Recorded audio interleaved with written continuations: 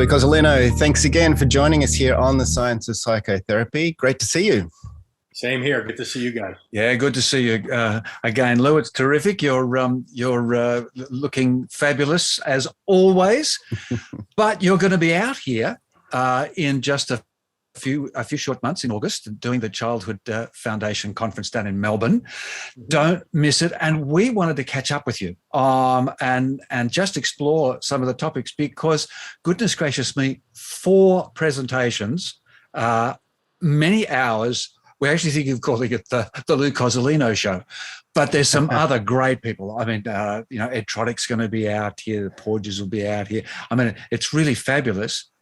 And we just wanted to work through a couple of the topic headings and give us a sight. But I tell you the one that grabbed my attention first.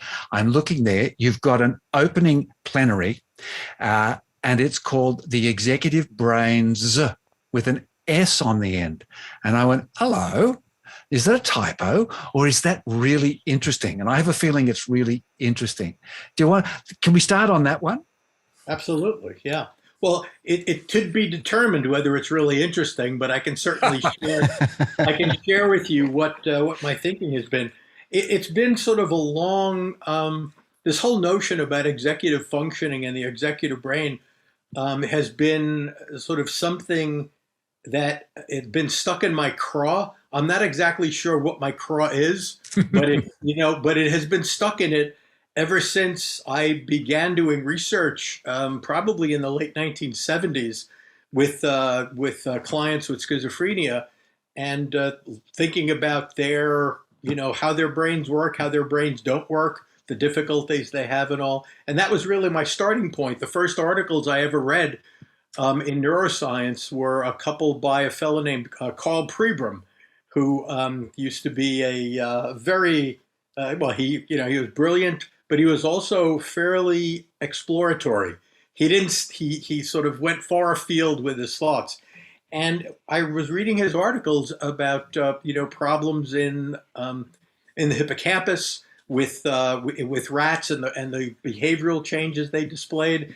And I realized how similar in some ways that those problems in sort of structure and focus and maintaining set and navigating the environment were similar to the things I was seeing with my schizophrenic clients. And so that's when I started developing this notion that maybe the hippocampus is somehow involved in schizophrenia. And I'm sure it is, as are 100 other areas of the brain. But back then at the beginning, I was looking like most newbies do. They look for the spot in the brain where a disorder lives, right? So that was my naivete, but it was a great introduction for me. But anyway, this notion about executive functioning continued through my graduate program and through the decades of my practice.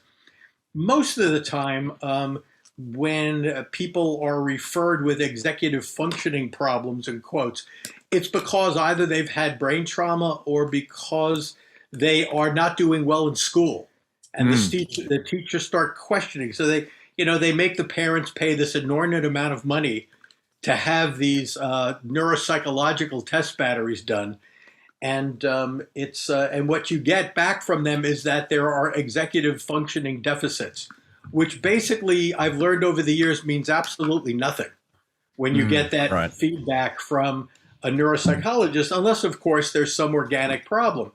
The thing is that a kid or adult can be really good at what they do, but they may not be able to actually execute it or do it, or when they're at school it may not work, or when they graduate and get a job, they may know the industry really well, but for some reason they end up getting fired over and over again. They don't get promoted.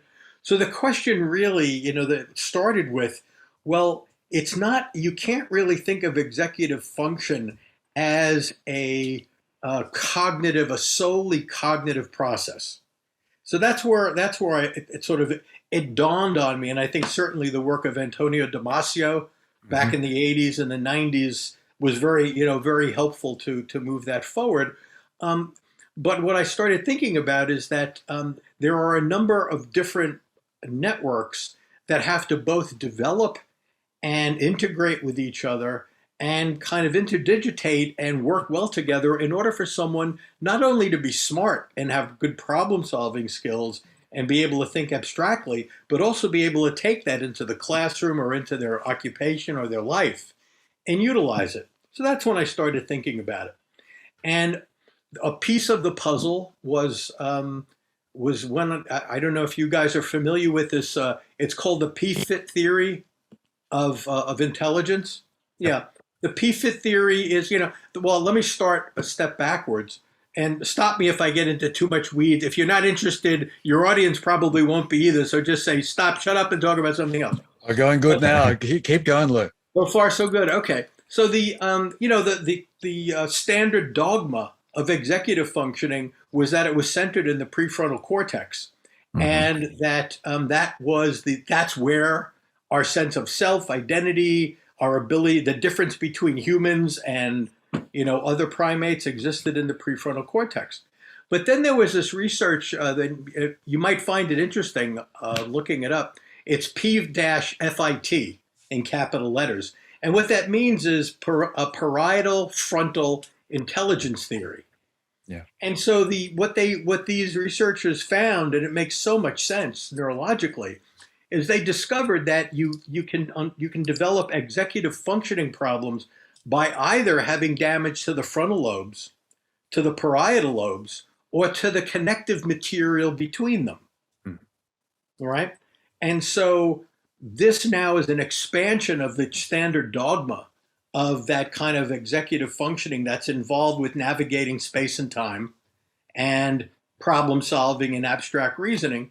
And it makes a special sense because the frontal lobes evolved, especially the orbital and medial frontal lobes, they evolved out of the amygdala, right? And the dorsal and lateral are expansions of the hippocampus and the temporal lobes. And they're specifically organized to process time and our conscious experience of sequencing in time, right? The parietal lobe, on the other hand, evolved out of the hippocampus, and the hippocampus is a cognitive map for the external environment, but the parietal lobe has many interwoven maps. There's a map of the body, there's a map of the world, there's a map of our bodies in the world, and there's also a map in imagination of the world. This was the part of Einstein's brain that differentiated it from other brains, was his inferior parietal cortex and his ability to imagine abstract. I mean, how the hell else could you come up with relativity? Certainly doesn't make any sense walking down the street, right? Yeah. And so I think the first piece of this was the expansion of this notion of the executive functioning being housed in the prefrontal cortex, to realize that it's much more of a parietal frontal function that needs to be created. So that was the first piece of it for me in the expansion. The second piece of it was that I realized that for a lot of my clients, the reason why they might be very bright, they might have a very high IQ, but they're not able to really bring it into their job or school because they have all of this affective dysregulation, right? And we know that amygdala activation inhibits parietal frontal functioning. And so it dawned on me that, the amygdala was our first executive system, right? It's the executive system that still exists in every mammal at least has it, and fish and reptiles have it as well in some form or other. Our fish have a little different setup, but it serves the areas serve the same purpose, right? And so I realized then that this parietal frontal system that evolved out of the limbic system really had a precursor for executive functioning, which is the amygdala. And the amygdala executive system, which I call the first executive system, is still strong, and it has the ability, it's anti-correlational with the parietal and frontal lobes. So when we get aroused, when we get activated, when we get triggered, whatever cliche word you want to use, right? What happens is we get dumber. Yeah. Because our brain, our cortices get inhibited by that. So I said, sure, that's a really good model, or a good way to think about it. And that's one idea I've been working on over the years. We've got to expand parietal frontal processing to really understand more how we navigate space-time, right? And we have to realize that the amygdala is an executive system, right? And it maintains veto power. So those two things. And with a lot of my, a lot of the, also like the corporate coaching clients that I have, if they've gotten to me, it usually means they're very successful and they really know their industry. So their parietal frontal systems are great, but they often get referred because they scream and yell at their clients and they drink too much and they don't have affect regulation. And my job is to kind of calm them down somehow, right? I have to be their amygdala whisperer and try to teach them how to do that for themselves. But then, as things move forward, especially over the last 15 or so years, with the sort of the uncovering of the DMN and the significance that the DMN brings in as far as those things having to do with self-reflective capacity, self-awareness, the model thinking of the self, and also empathy and compassion and care for other people, I thought, well, this is probably an executive system too. It's probably a later evolving executive system. Perhaps in some ways it's later evolving because it does evolve critical areas, or I should say primitive areas, like the anterior cingulate, the orbitomedial areas, the posterior cingulate, areas of the insula in the front, and the parietal areas in the back, and some visual areas.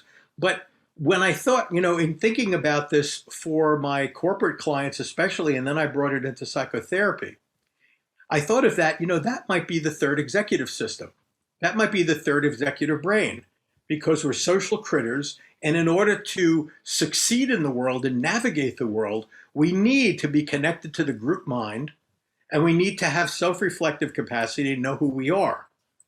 So going back to your question initially, Richard, thinking of the executive brains, I'm thinking of these three systems, right, that are the amygdala is anti-correlational with both the PFIT system and this DMN.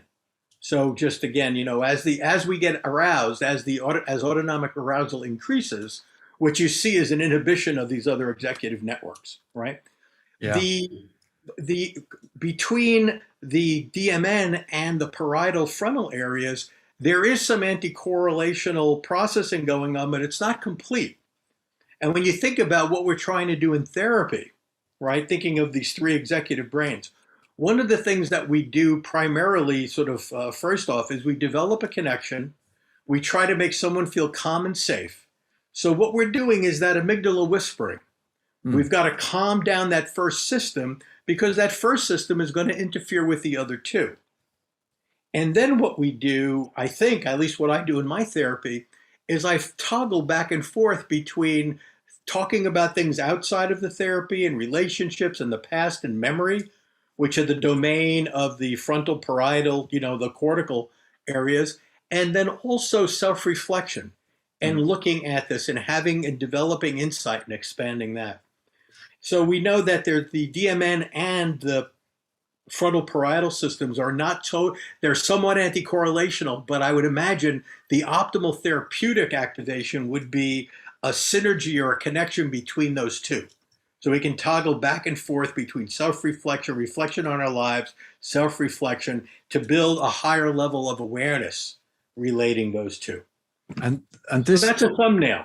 Yeah. And it brings, this, I mean, certainly, I remember way back, Damasio and various areas talking that area of the inferior parietal, or what we called the precuneus was, an old term, that place of an eye, of an eye person, and that connection of there. And they've been talking about those sort of areas. But this also brings now to mind some of the things that we've been hearing from Joseph Ledoux, of course, who did a lot of stuff with the amygdala, and Richard Brown, and talking about this idea of higher order representations and sort of a subcortical higher order representation, which has additional sort of second order higher representations as you move into other parts of the utilizing these components of the brain.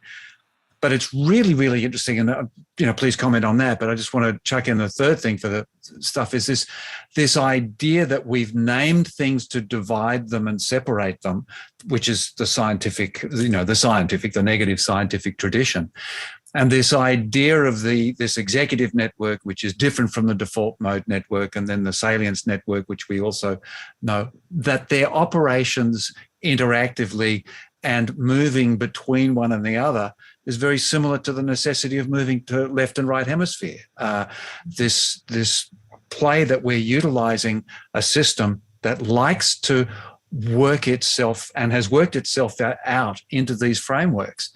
And to bring it out and say, no, they're not separate, is, I think, the next most important step of what we're doing in the science of psychotherapy. Yeah. I think it goes back to the notion of neurodynamics. Yeah. And it isn't, I think the heroic phase of neuroscience was finding brain behavior relationships with individual regions and putting a flag, planting a flag and naming it. And putting a fence around it. Yeah. Yeah. And I think that we're in the next stage now when we're understanding more the in other words, the number of systems or the number of areas that can be evolved in any one of these functions. And then at a higher level, how do they need to integrate and communicate with each other in order to, to drive optimal functioning? Right. Yeah, so that's really interesting, this toggling between the parietal frontal and the default mode. You said to increase awareness, and I'm guessing also to increase a sense of flexibility in to be agile mentally, to go between the two. Right. Well, I think that one of the things the DMN seems to be highly involved in, along with that, those inferior parietal areas, is the ability to time travel, is to imagine future, to remember outcomes that haven't happened yet, right? And to have to hold a thought of a consequence in the present that's going to occur in the future, for example. Another thing I think related to that is to be able to try on different scenarios. People that have executive damage often, they can't imagine alternative scenarios. In other words, they're very stimulus bound, right? So if you show them an ink blot, what they say it's an ink blot. That's what they say it is. Yeah. So, well, what does it look like? It looks like an ink blot, but this is a picture, and it's kind of it should look like something else. It says, all right, it looks like a picture of an ink blot, right? So that's that concrete set. But what the DMN and the parietal lobes allow us to do is to imagine alternative realities, and then time travel involving the frontal lobes allows us to imagine outcomes and predict future and develop different strategies.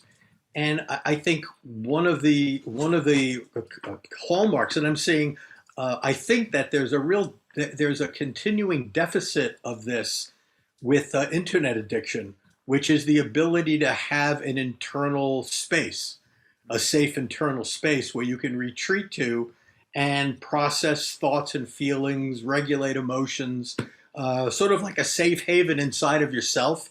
It's like you have an inner John Bowlby who's sitting there waiting to where you waddle over and you put your arm on his knee and he'll pat you on the head, right? Yeah, I used to talk about this in acting, where what was wonderful about doing these characters, and they actually can develop a great positive strength in your capacities to understand yourself, is because you did have to figure out a person that you had to return to. Yeah, and a safe space that you could go to. And very often when you're performing and everything goes wrong, some disaster happens on the stage, like someone coming up and disagreeing with what you've just said, as we've seen recently. There's this safe place. There's this idea of the safe space, the safe person, and what's missing. This is what's missing in certain conditions that we've described and named, but this describing and naming is annoying. But certainly in things like autistic areas and in some degree in ADHD, where there's this and schizophrenia to some extent as well, where that ability to find that space is diminished for various reasons and differently in each person. But this internet addiction is, and I've been saying this for some years, is almost autisticating people. It's removing them from their capacity to find their own safe sense of being. So it's great, interesting to hear you bring that up. Mm-hmm. Yeah. Well, I think this model accounts for a lot more of the reasons why people have difficulty functioning at the level we think they should be able to. So it's been very, very helpful in coaching, because what I do with people that come in for coaching is I really evaluate these three systems. And for most of the clients that I see, their second executive is fine, which is because they wouldn't be seeing me if they weren't successful, right? In that regard. But usually it's either their affect regulation that isn't adequate for them, their self-soothing capacities, or they're disconnected from. I mean, they don't have what looks like a very well-functioning DMN network and those functions. And you see this also. I've seen this over and over again in post-traumatic stress disorder, where it's not really in the DSM. The DSM never seems to know what it's doing. It just wanders from pillar to post. But one of the things, if you have dysregulated amygdala activation and hypoarousal, what you're going to have is an inhibition of the default mode network and the ability to connect to the group mind, the ability to really empathize and resonate with other people. And I've heard over and over again people who have come back from combat, they say that they see their kids and they see their wives or their husbands, and they don't feel the connection that they used to feel, right? It's almost like Capgras syndrome, where people come home and their relatives look perfectly normal, but they know it's not them because they no longer have the feeling of familiarity, right? And so that, I think, the DSM has some wacky thing about cognitive distortions, but it's atheoretical and it's pretty misguided. I think that once the DMN is appreciated more and understood more, hopefully it'll make its way into the thinking about all anxiety disorders, because they're all going to be inhibiting it. Yeah, brilliant. So we better scoot around a bit more, because Matt and I are very excited to see the title of your workshop in that beautiful broader thing that you've been talking to us about forever anyway, that we need to broaden our understanding and our appreciation, which has supported the work we've been doing. But it's this lovely workshop, full day, on the science of psychotherapy, where you go through this wider range of things that we need to know about, which of course we've tried to do in our book as well. So what's that going to be like for the viewers that come to attend? Well, I think the basic philosophical or theoretical premise behind it is that psychotherapy was, evolved or emerged because we have psychological distress and difficulties, and that a lot of those difficulties are the results of processes of natural selection that were meant to solve problems in the past, but have created problems in the present.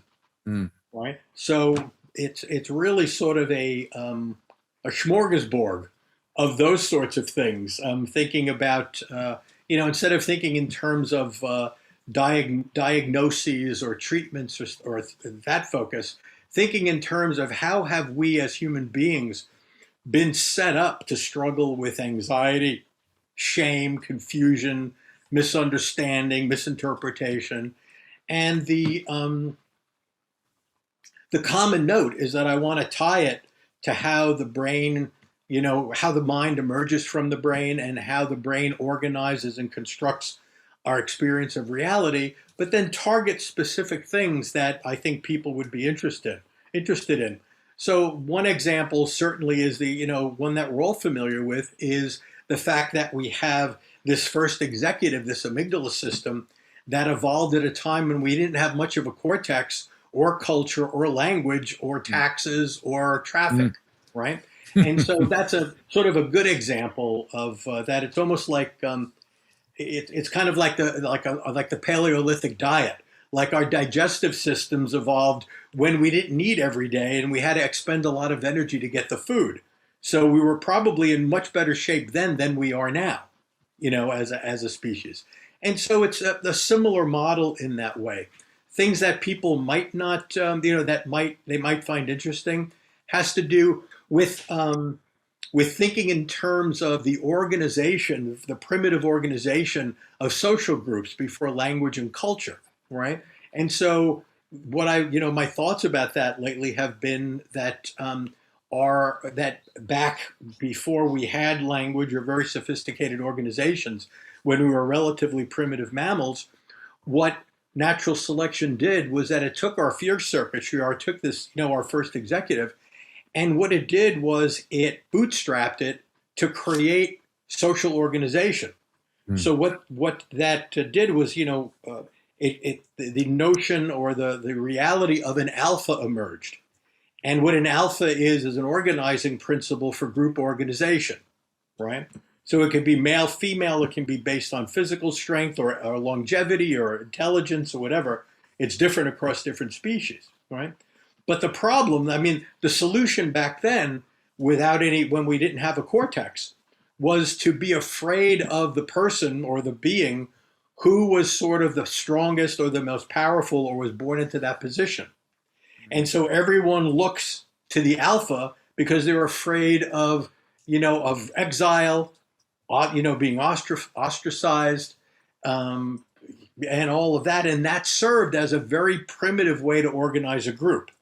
So the alpha got attention because everyone else had anxiety activation related to their presence. So what they did then, the group followed. So again, very, very basic, but without a cortex, that's not such a bad bootstrap by evolution. The problem is now we have, with a cortex and culture, we also have individual identity. We have self-image. We have ruminative capacity. So that fear related to the evaluation of others now manifests as core shame. So we all have this feeling of not being good enough, because most, except psychopaths, and there are some groups of people that don't have this, and there are some alphas, I would say, but very small percentage of the population are alphas. That's the way it's supposed to be. We're all told we should be alphas, but only a very few of us are, right? And so, but what that manifests in the rest of us is we're always looking to other people for reality, and that, and our own evaluation. So we live through the eyes of other people, which really puts us in exile from ourselves. Yeah. Right? So Yeah. I think that I spent a lot of years trying to find the reason for core shame in someone's history, in their individual history.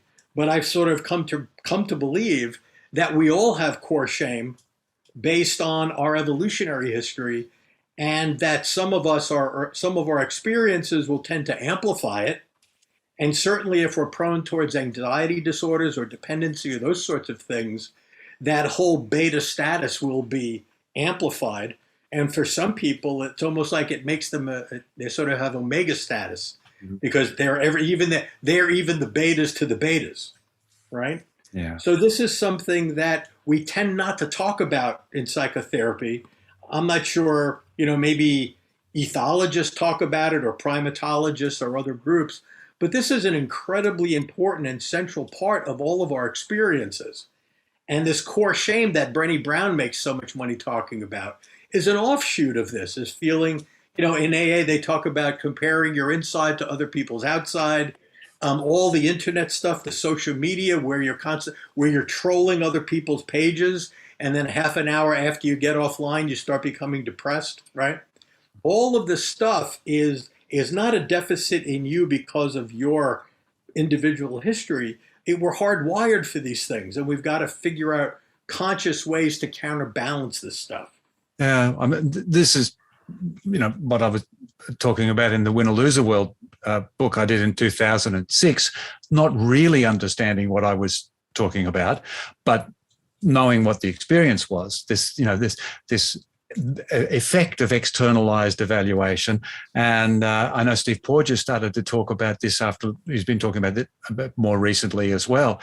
And what we were talking about just before, that safe sense of place of self inside, that of course is eradicated by when you're constantly looking for that safe sense of self outside, and it becomes institutionalized. We build it into our culture. We build it into our education system. We build it into our business systems, and so suddenly somebody says, "Oh yes, but I'm who I am is enough. I'm good enough. But then if I don't get good enough marks, I don't get into the university. I don't get into." So there's these constant I suppose inconsistencies and incongruities with the attempt to be self-sufficient and self-engaged when it is constantly being externally questioned and altered. So there's so much social pressure, isn't there, to be the alpha when, like Lou, you said, there's only meant to be very few. And looking at the young people today, they're looking at, social media influencers, and the pressure is that everyone should be a social media influencer. That's kind of like one of the, the contemporary alphas. And yet that's not the way it's meant to be. We're not satisfied with our station in life, so to speak. And are we doing this vicariously now with other people? What do you think, Lou? When you say vicariously with other people, what do you mean? Well, we look to somebody else being an alpha and then attach ourselves to them and then adorn ourselves with we do this politically. We sort of say, I'm a so-and-so person, or I'm a so-and-so supporter. We do it with influencers. We become the people who are part of the influence. We become fans of things like that. Well, think about Stockholm syndrome. Yeah. Right? We fall in love with our captors. And so the drive, the primitive social organizational drives are still inside of us. They don't necessarily make sense, especially if you're someone's prisoner, but they're there and they're very real. And it's the same. I've worked with a lot of people who have been in relationships with either partners who are violent, who abuse them, or people that are in relationships with borderline individuals. And they feel like they're taken captive. Their energy is depleted. Their reality is distorted. There are these very primitive relational dynamics that get activated through sociostatic processes, and it's related to emotional contagion. With if you work with depressed people, you laugh more at a movie and you find it funnier if you're with other people that are laughing. So it's not clear where we end and other people begin. And I think this whole thing about how we idolize celebrities, for example, or are able to, I remember being in Manchester, England one night after there was a soccer match. And I think there were 15 people killed or something just in the after party. Yeah. And so it's these types of group phenomena and alliances with teams or with wars or with armies. Look at all the people in the Ukraine that are willing to stand there and get blown up by missiles, for country and fellowship. I'm not criticizing it. I'm just saying it's so powerful. Yeah. We are moved even to mortal danger to sustain and maintain these things which become incongruous. And of course, but when we get a really strong goal, when we get a really strong framework, to put everything behind it seems to feel good. And sadly, this is what public relations, Bernays, and advertising, that's been a clear understanding they've had for a long time, to make their product the good product, and by wearing that, eating that, using that you are actually achieving some kind of individual enhancement. And we're still. I keep saying I do hope that reincarnation is true, so that I can come back in a few 100,000 years when our species has actually evolved usefully. We've got a lot of things that aren't organized, that aren't together, that are still struggle with each other and battle with each other. Lou, you don't strike me as the angry kind of guy, but you're going to do a presentation on the importance of getting angry. So what's that all about? Well, what I've seen is that, and this sort of connects to the alpha beta conditioning, is that there are, and I was working with a CEO this morning that is in this position. He was very dominated by his father, told that he wasn't going to be very successful. The typical competitive father syndrome, right? So now he has a business that's the same business as his father has, but he really can't move forward with it, And so he's been in therapy forever, and his therapist, no matter what, the therapist says, well, just go meditate and that'll help. So he meditates and he just, nothing changes. He just meditates, right? Yeah. And one of the things I think, going back to the previous model, talking about evolution bootstrapping the autonomic nervous system to create alphas and betas, leaders and followers, I think that every one of us in our family are set up that kind of dynamic that, I guess you would talk about to counter, super ego in Freud's terms, or whatever, the power dynamics. So I think that what happens for a lot of us is that our families create betas, and it can create it because we're domineered. It can be created because there's psychopathology or addiction in our family. So we become the caretaker or the one that doesn't express our feelings and all of that. And so I remember years ago, one of my therapists he was very much into boating. He said, he was telling me that I was too nice for my own good, right? That I was always trying to find the good thing, like trying to find the bright side and the silver lining of the clouds and all of that. And he says, no, it's not going to work for you. It's like, because what happens, imagine you're on a boat, and as a kid, you weren't allowed to be angry. So you threw your anger overboard, right? And you thought that was it. But the anger has a chain attached to it that also is attached to your assertiveness, right? And so then your assertiveness goes overboard. But that's not it. There's a chain still. And the chain rattles around, and what goes overboard next are your boundaries, right? And then there's more chain, and finally your power goes overboard, right?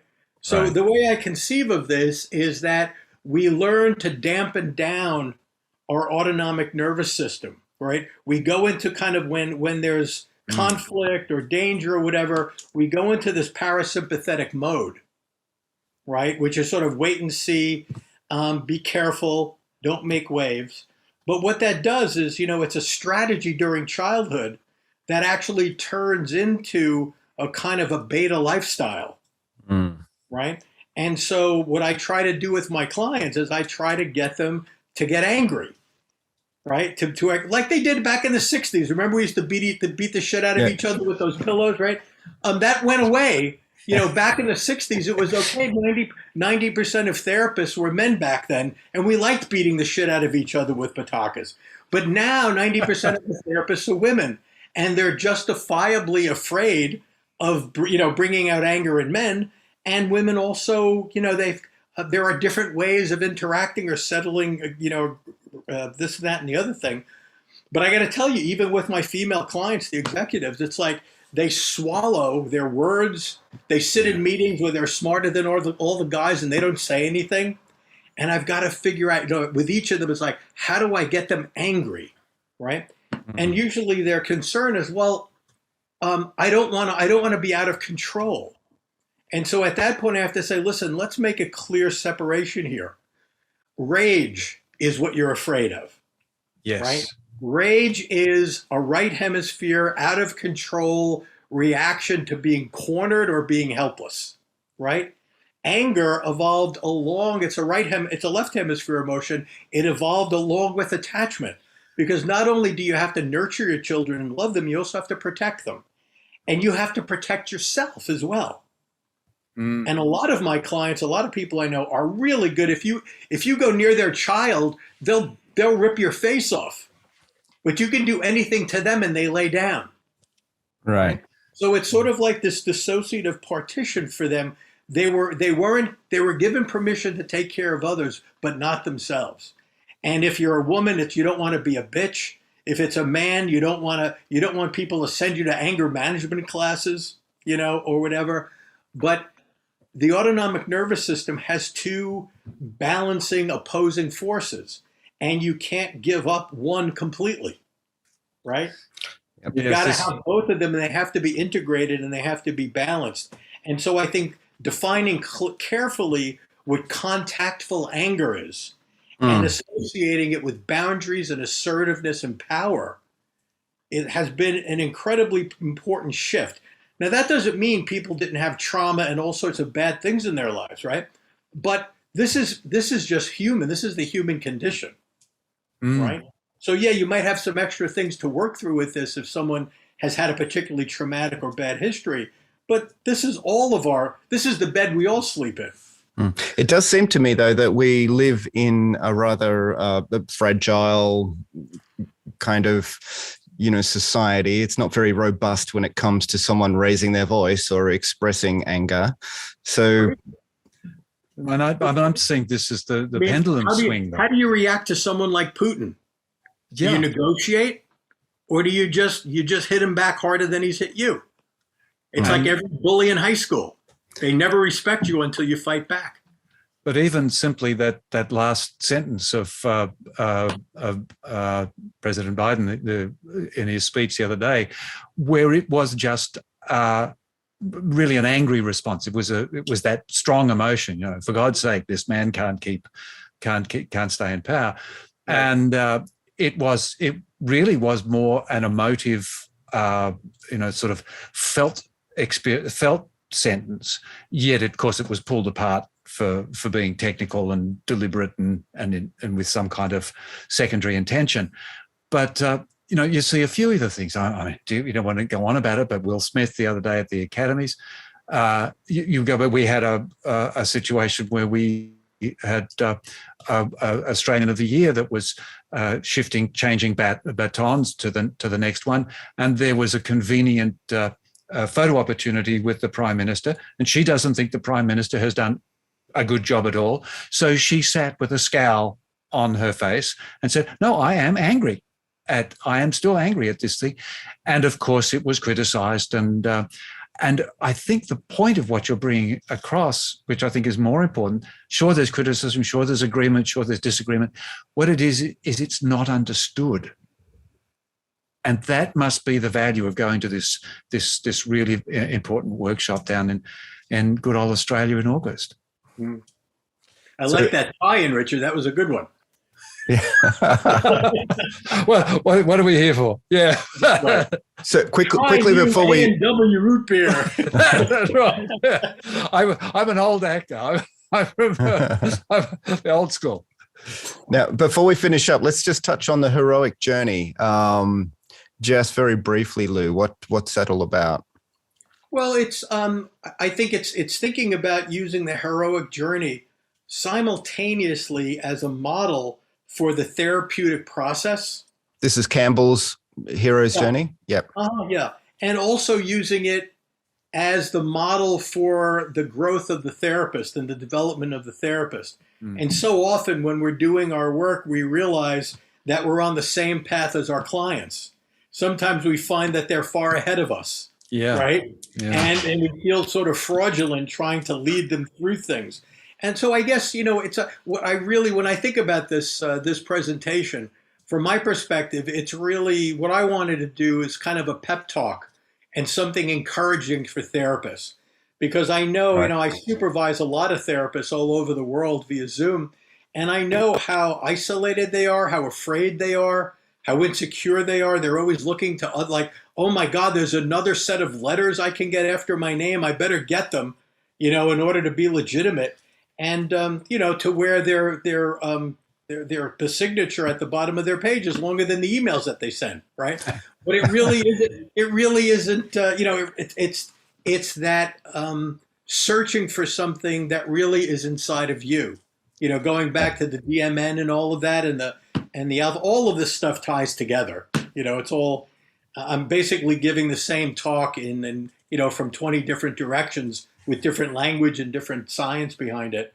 But yeah, it's giving. I think I want to give therapists, especially younger therapists, permission to not know what they're doing and to understand that feeling like a fraud is more a part of this biological inheritance than it's something that they have to take too seriously or make their identity.